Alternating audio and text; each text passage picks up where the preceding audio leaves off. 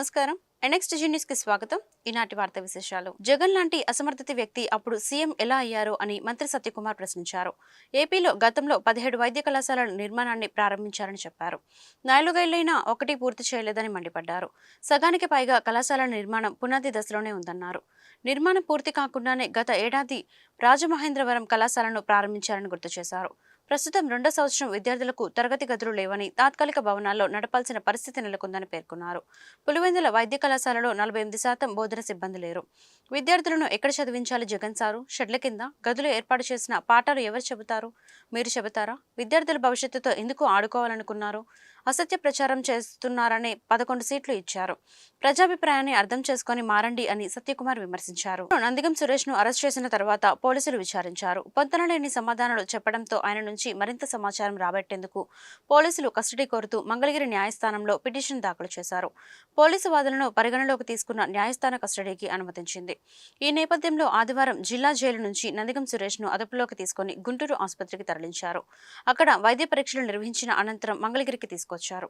Mangalagiri rural police స్టేషన్లో ఆయనను విచారించనున్నారు. ఈ నెల 17న మధ్యాహ్నం 1 గంటకు జిల్లా జైలుకు తరలించనున్నారు. ఈ నేపథ్యంలో మంగళగిరి పోలీస్ స్టేషన్ వద్ద బందోబస్తు ఏర్పాటు చేశారు.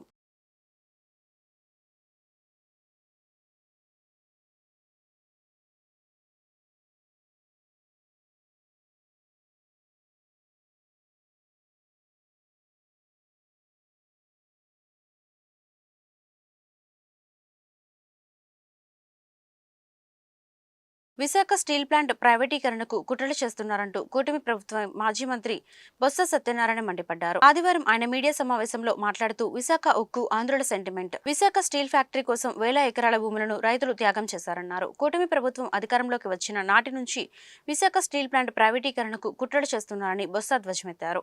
విశాఖ స్టీల్ ప్లాంట్ ప్రైవేటీకరణకు వైఎస్ఆర్సీపీ వ్యతిరేకమని ప్రధాని మోదీకి వైఎస్ జగన్ చెప్పారు. స్టీల్ ప్లాంట్ కార్మికులకు వైఎస్ఆర్సీపీ అండగా ఉంటుంది. గత 15 రోజులుగా స్టీల్ ప్లాంట్ ప్రైవేటీకరణకు వ్యతిరేకంగా కార్మికులు నిరసన చేస్తున్నారు. విశాఖ స్టీల్ ప్లాంట్ పై కూటమి ప్రభుత్వం వైఖరి చెప్పాలని బొత్స సత్యనారాయణ డిమాండ్ చేశారు. ఆ రోజు ఈ ప్రాంతంలో ఉన్న పాట యోధులు పూజలు తినేటి విశ్వనాథం లాంటి పెద్దలు ఎంతో సమన్వయం చేస్తూ ఈ కార్యక్రమాన్ని ఆ రోజు నిర్వర్తించి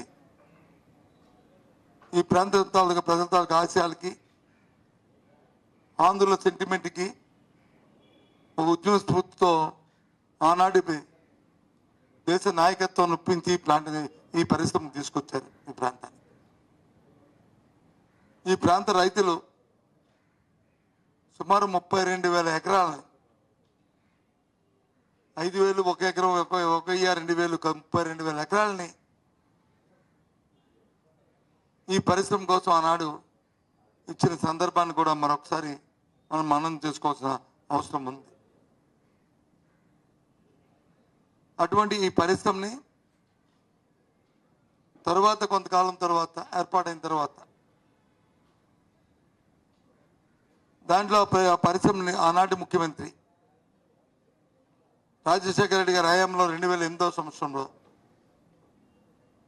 దేశ ప్రధానిగా మన్మోహన్ సింగ్ గారు ఉన్న సందర్భంలో పరిశ్రమలకి మళ్ళీ ఎక్స్పాన్షన్ చేసి సుమారు 11,000 కోట్ల రూపాయలు దానికోసం మళ్ళీ కేంద్ర ప్రభుత్వం దానికి వెచ్చించి దాన్ని ఎక్స్పాన్షన్ చేసిన సందర్భాన్ని కూడా ఒకసారి మనం గుర్తు చేసుకోవాలి.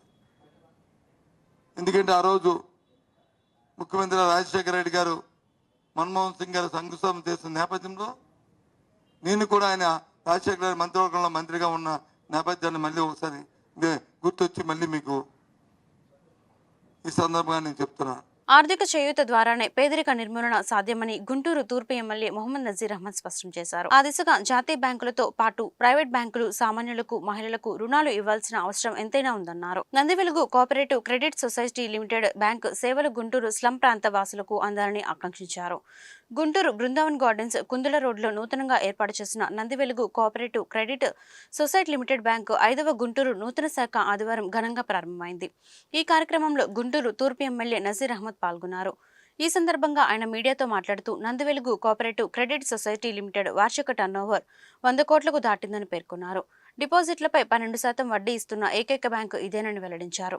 కస్టమర్లకు అవసరమయ్యే mortgage loans, gold loans, business loans ఇక్కడ అందుబాటులో ఉన్నాయని వివరించారు. ఈ సమావేశంలో బ్యాంకు చైర్మన్ తోట లక్ష్మీ కోటేశ్వరరావు పాల్గొన్నారు. మారుతున్న ప్రజల అవసరాలను బట్టి వారికి అందుబాటులో బ్యాంకింగ్ రంగాన్ని కూడా తీసుకొని వచ్చేటువంటి ఆలోచనతో 5 బ్రాంచీలు నడుపుతూ ఈరోజు గుంటూరులో నూతనంగా Nandivelugu mutually aided cooperative thrift credit society limited పేరుతో కోటేశ్వరరావు గారి సోదరులు తక్కువ కాలంలోనే దాదాపు 100 కోట్ల టర్నోవర్తో ముఖ్యంగా సామాన్య ప్రజలు, మధ్యతరగతి ప్రజలకు అవసరమైనటువంటి మార్టిగేజ్ లోన్స్ కానీ, హౌసింగ్ లోన్స్ కానీ, అలాగే వివిధ రకాలైనటువంటి లోన్స్తో పాటు ఆకర్షణీయంగా తక్కువ ₹1,00,000 ₹1,000 వడ్డీ ఇచ్చేటువంటి ఈ స్కీమ్ని కూడా ఈరోజు ఈ బ్యాంక్లో ఇంట్రొడ్యూస్ చేస్తూ ఈ ప్రాంతంలో అనేక ప్రజలందరికీ కూడా అందుబాటులో ఉండేటువంటి విధంగా గోల్డ్ లోన్స్తో అన్ని రకాల బ్యాంకింగ్ సర్వీసెస్ ఇస్తున్నటువంటి నందివెలుగు బ్యాంకు ముందుకు సాగాలని, మరింత డెవలప్ అవ్వాలని చెప్పి కోరుకుంటూ చైర్మన్ కోటేశ్వరరావు గారికి హృదయపూర్వకమైనటువంటి శుభాకాంక్షలు తెలుపుతాం. మహిళలకి వాళ్ళ స్వయం సమృద్ధి అంటే వాళ్ళ కాళ్ళ మీద వాళ్ళు నిలబడేటట్టుగా వాళ్ళకి అన్ని రకాల అంటే వాళ్ళల్లో మిషన్ కుట్టే వాళ్ళు ఉంటారు, చిన్న చిన్న షాపులు పెట్టుకునే వాళ్ళు ఉంటారు, టిఫిన్ సెంటర్లు నడుపుకునే వాళ్ళు ఉంటారు. వాళ్ళకి ఆ 10,000 20,000 అనేది చాలా ఎక్కువ. అది అందించగలిగితే వాళ్ళు బ్రహ్మాండంగా వాళ్ళ పిల్లల్ని చదువుకోవడానికి అయితేనేమి అన్ని రకాలుగా మేము తోడ్పాటును అందిస్తూ ఉంటాము. ఈ సదవకాశాన్ని గుంటూరు పరిసర ప్రాంత ప్రజలందరూ కూడా వినియోగించగలుగుతారని. విజయవాడ వరద బాధితులను ఆదుకునేందుకు తెలుగు బాప్టిస్ట్ సంఘం ముందుకు రావడం అభినందనీయమని గుంటూరు నగర కమిషనర్ పులి శ్రీనివాసులు పేర్కొన్నారు. సమాజ సేవ సామాజిక బాధ్యతగా ప్రతి ఒక్కరూ స్వీకరించాలన్నారు. తద్వారా ఆ పనులకు అభయహస్తం అందించాలని కోరారు. ఆదివారం విజయవాడ సింగ్నగర్ వరద బాధితుల సహాయార్థం గుంటూరు తెలుగు బాప్టిస్ట్ సంఘం ఆధ్వర్యంలో 400 కుటుంబాలకు సరిపడా నిత్యావసర వస్తువులతో వెళ్తున్న వాహనానికి నగర కమిషనర్ పులి శ్రీనివాసులు పచ్చజెండా ఊపి ప్రారంభించారు. ఈ మేరకు ఆయన మీడియాతో మాట్లాడుతూ విజయవాడ వరద బాధితులను రాష్ట్ర ప్రభుత్వం అన్ని విధాలుగా ఆదుకుంటుందని చెప్పారు. సర్వం కోల్పోయిన వరద బాధితులకు మానవత్వంతో సమాజం అండగా నిలబడాలని పిలుపునిచ్చారు. ఈ కార్యక్రమంలో తెలుగు బాప్టిస్ట్ సంఘం సభ్యులు Ravi Varma, Gabriel, Sunil, Sudheer, Alex, Nanarao, Bhushanam, Prasadarao, Chandrapal, Enoch George తదితరులు పాల్గొన్నారు.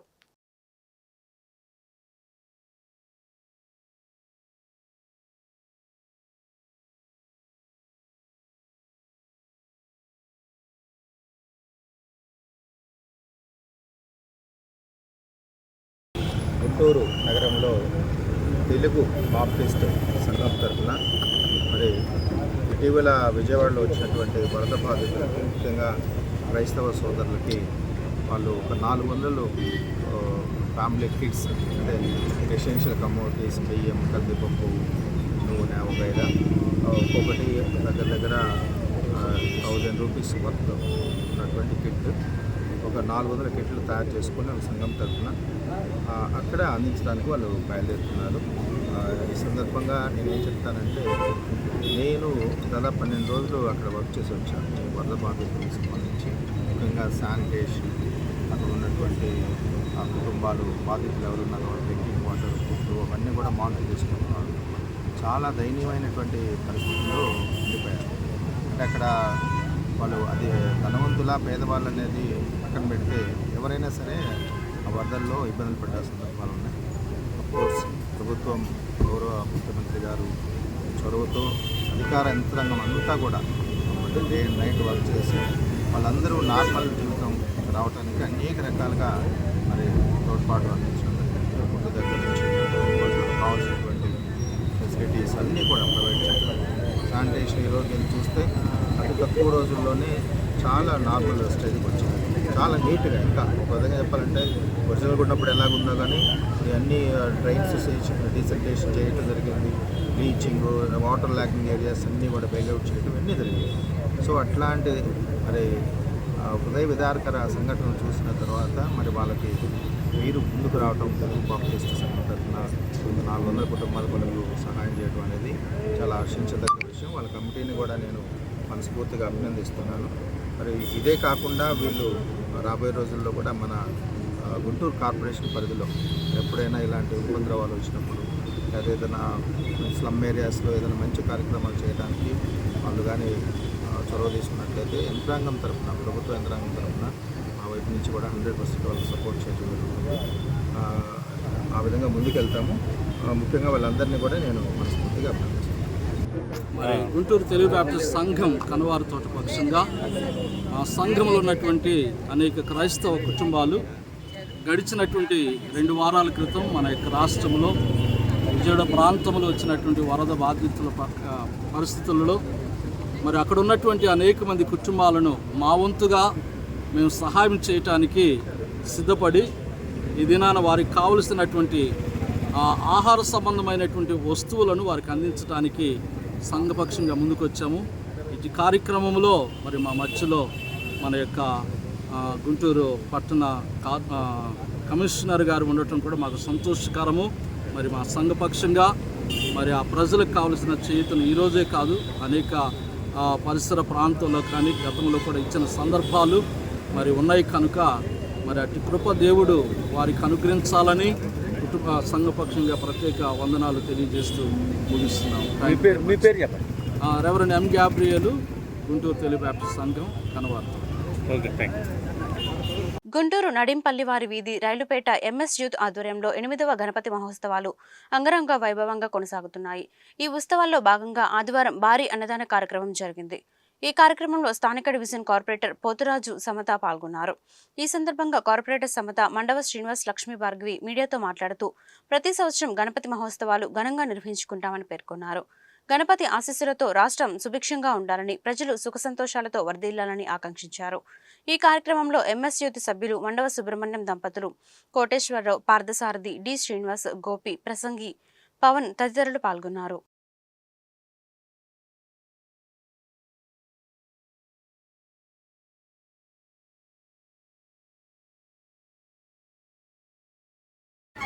రైల్పేట నడింపల్లి వారి వీధిలో ఎంఎస్ యూత్ వారి ఆధ్వర్యంలో 8వ వినాయక చవితి మహోత్సవాలు జరుగుతుందండి. 9 రోజులుగా ఈ కార్యక్రమాన్ని చేస్తున్నాము. ఈ 9 రోజులు నవహారతులు, ఇవాళ లాస్ట్ రోజు అన్నదానం, హోమాలు అన్నీ జరుగుతున్నాయి. 2000 మందికి అన్నదానం చేస్తున్నామండి. భక్తులందరూ వచ్చి స్వామివారి ప్రసాదం స్వీకరించాలి.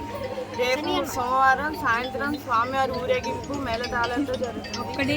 లడ్డు వేలం పాట కూడా జరుగుతుంది. అందరూ వచ్చి అంగరంగ వైభవంగా స్వామివారి ఆశీస్సులు పొందాలని.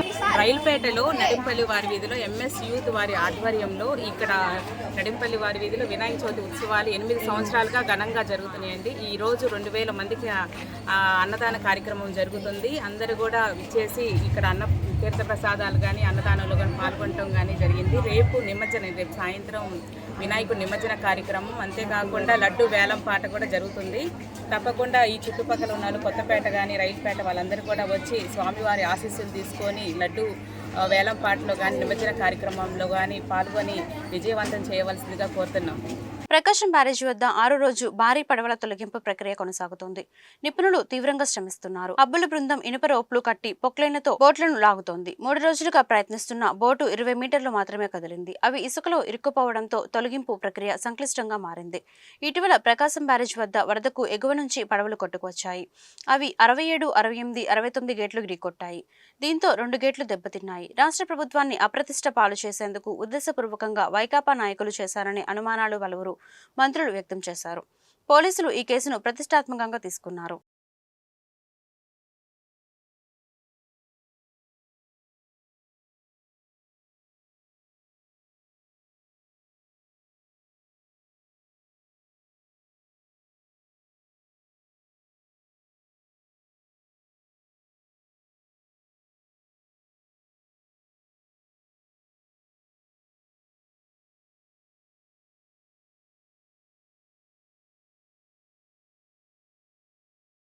అమ్మా Nanna charitable trust, Sri Venkateswara walkers welfare association ఆధ్వర్యంలో పలు సేవా కార్యక్రమాలు జరిగాయి. లంక గ్రామాలలోని వరద బాధితులకు సుమారుగా 5 లక్షలు విలువ చేసే నిత్యావసర వస్తువులను 910 కుటుంబాలకు అందజేశారు. గుంటూరు నుండి ఈ వాహనాన్ని ఎమ్మెల్యే గల్లామాధవి జెండా ఊపి ప్రారంభించారు. ఈ సందర్భంగా ఎమ్మెల్యే మాట్లాడుతూ వరదలు చాలా మంది జీవితాల్లో నష్టాన్ని, వేదన కలిగించాయన్నారు. ప్రకృతి విపత్తు సమయాల్లో చేయి కలిపితే ఎలాంటి విపత్తులైనా ధీటుగా ఎదుర్కొనవచ్చని అన్నారు. Trust founder chairman CH Poturaju మాట్లాడుతూ ఆకలితో అలమటిస్తున్న వారి ఆకలి తీర్చడమే మా లక్ష్యం అని అన్నారు. భవిష్యత్తులో కూడా ఆకలితో ఉన్న పేదలకు ఆకలి తీర్చడంలో ముందుంటామని అన్నారు. ఈ కార్యక్రమంలో అమ్మా Nanna charitable trust secretary మహీపతి Ramanjaneyulu, గౌరవ అధ్యక్షులు వేములపల్లి విఠల్ మరియు కార్యవర్గ సభ్యులు పాల్గొన్నారు.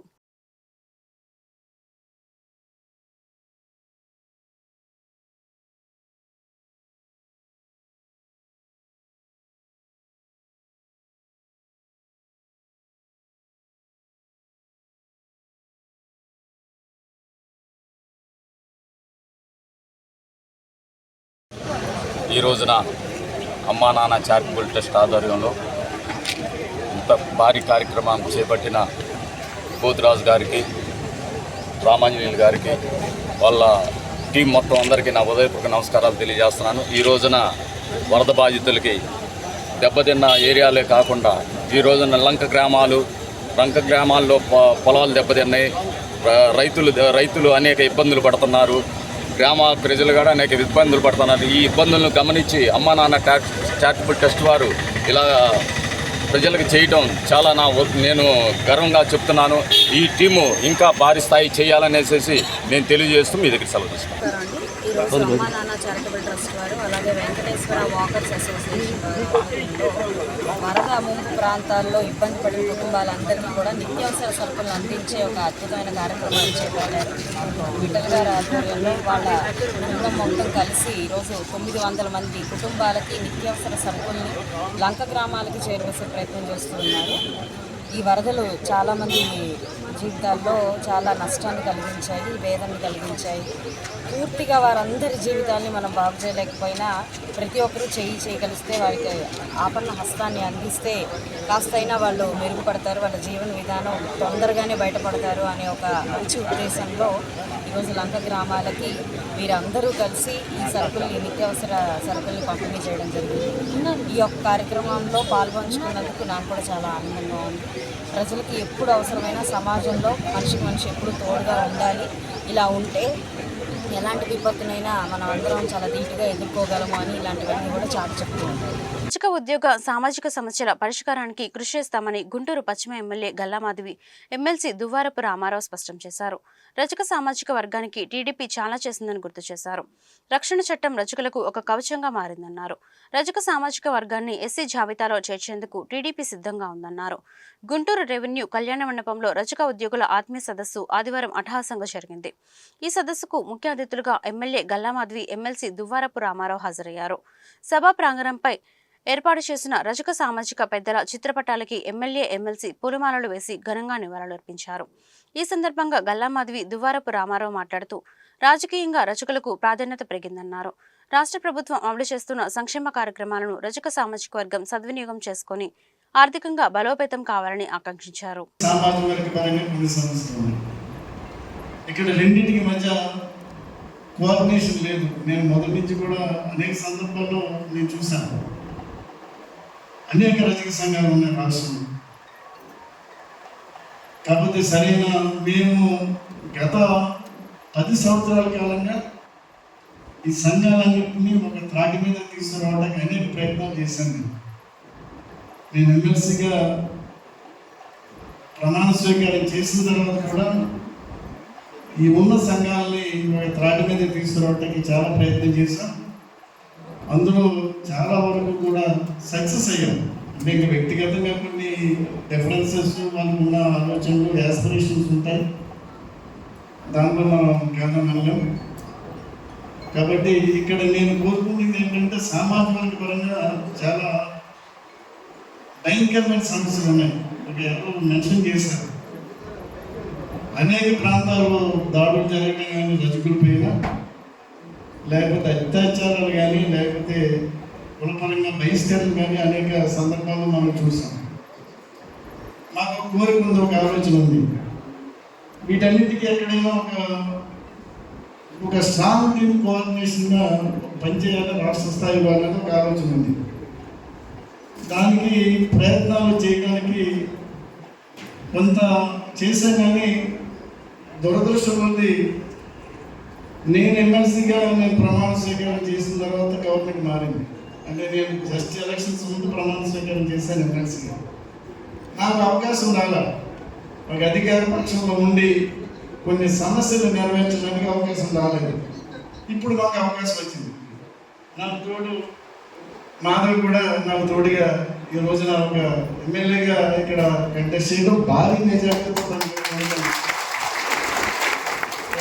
అభినందనీయం, ఒక శుభ పరిణామం. కాబట్టి తన సపోర్టు ఎక్కడే నేను తీసుకుంటాను.